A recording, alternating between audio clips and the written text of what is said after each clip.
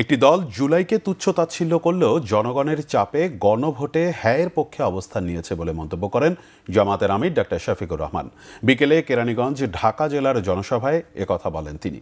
এর আগে কুমিল্লার ১৪ গ্রামে ১১ দলীয় জোটের জনসভায় অংশ নিয়ে জামায়াত আমির বলেন, নির্বাচনে জয়ী হলে পরাজিতদেরকেও দেশ গঠনে সঙ্গী করা হবে। কোনো দলকে হজম নয়, ঐক্যবদ্ধ বাংলাদেশ গড়তে চায় ১১ দলীয় জোট। নির্বাচন বানচালের চেষ্টা করলে প্রতিহতের হুঁশিয়ারি দেন এনসিপির আহ্বায়ক নাহিদ ইসলাম। রেজাল করিমের ক্যামেরায় ওমর ফারুকের রিপোর্ট। নির্বাচনী প্রচারণার দশম দিনে কুমিল্লার ১৪ গ্রামে জামায়াত ইসলামী সহ ১১ দলীয় জোটের নির্বাচনী জনসভা। নির্ধারিত সময়ের আগে সভাস্থলে জড়ো হন নেতাকর্মীরা। অংশ নেন জামায়াতের আমির সহ ১১ দলীয় শীর্ষ নেতারা। এ সময় ১১ দলের শীর্ষ নেতারা বলেন, ২৪-এর পরে বাংলাদেশের মানুষ দুই পরিবারতন্ত্রের রাজনৈতিক বন্দোবস্তে ফিরতে চায় না। বলেন, অভ্যুত্থানে শুরু হওয়া পরিবর্তনকে চূড়ান্ত রূপ দিতে গণভোটে জয়যুক্ত করতে হবে। ১১ দলীয় জোট জয়ী হলে জুলাই গণহত্যা ও হাতি হত্যার বিচারের প্রতিশ্রুতিও দেন তারা।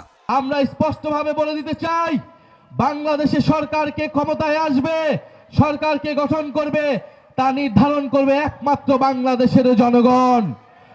যদি কোনো আধিপত্যবাদী শক্তি চেষ্টা করে এই সরকার, এই নির্বাচনকে তারা হস্তক্ষেপ করার চেষ্টা করে, তাদের বিরুদ্ধেও বাংলাদেশের জনগণ দাঁড়াবে। জামায়াতের আমির ডা. শফিকুর রহমান বলেন, ১১ দলীয় জোট এমন দেশ গঠন করতে চায় যেখানে সব নাগরিকের জীবন, সম্পদ এবং সম্মান নিরাপদ থাকবে।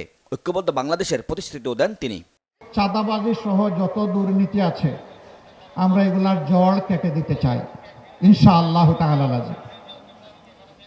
এতে কারো ভয় পাওয়ার তো কিছু নেই। যারা চাঁদাবাজি করেন, দুর্নীতি করেন, তাদেরও ভয় পাওয়ার কিছু নেই। আমরা তো এমন একটা সমাজ গড়তে চাচ্ছি যেখানে প্রত্যেকটা নাগরিক তার জীবন, সম্পদ এবং ইজ্জতের নিরাপত্তা ভোগ করবে ইনশাআল্লাহ। পরে কুমিল্লার নিমসার ও দাউদকান্দিতে পথসভায় যোগ দেন জামায়াত আমির। ঢাকায় ফেরার পথে কেরানীগঞ্জের জামায়াত ইসলামী ঢাকা জেলার উদ্যোগে আয়োজিত নির্বাচনী জনসভায় অংশ নেন তিনি। এ সময় জামায়াতের আমির বলেন, একটি দল জুলাইকে তুচ্ছ-তাচ্ছিল্য করলেও জনগণের চাপে গণভোটে হায়ের পক্ষে অবস্থান নিয়েছে।